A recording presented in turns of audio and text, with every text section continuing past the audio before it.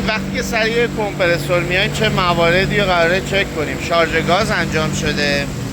اولی ما آمپرمون برامون مهم هست، وضعیت سیمپیچمون رو میبینیم. سوپرهیت و فشار ساکشن، سوپرهیت و فشار دیسچارج، دمای کارت سطح روغن کمپرسور. دمای کارترمون بسیار برای ما مهم هست. بعد سرسیلندها رو توی کمپرسور پیستونی چک میکنیم. یه سرسیلند 34 درجه، یه سرسیلند 88 درجه. ببینید بعضی وقتا ممکنه واشرتون مشکل داشته باشه یا سوپاپ و این دوتا دما نزدیک به هم بشن، اما بعضی وقتا حتی واشر و سوپاپ اوکی هست، ناشی از سوپرهیت ساکشنتون هست که اینجا تو سرسیلند نشون میده خودشو.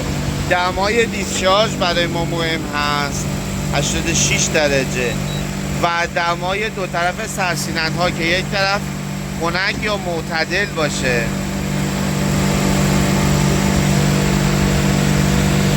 ما 3 کیلوگرم با پمپدان با ترازو گاز شارژ کردیم به خط مایع.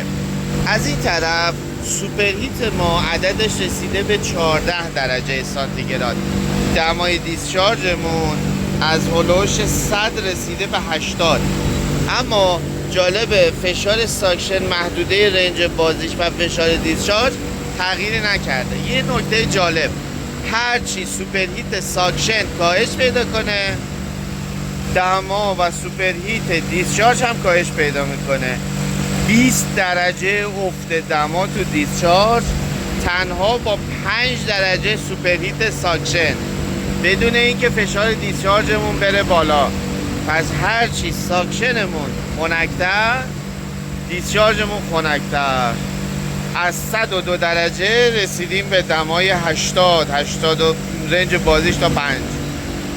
15 تا 20 درجه کاهش دمای دیسچارج. خب آمپر رو هم چک کنیم. آمپرمون 30 هست، کمپرسور 50 تن، دمای محیط 30 درجه سانتیگراد.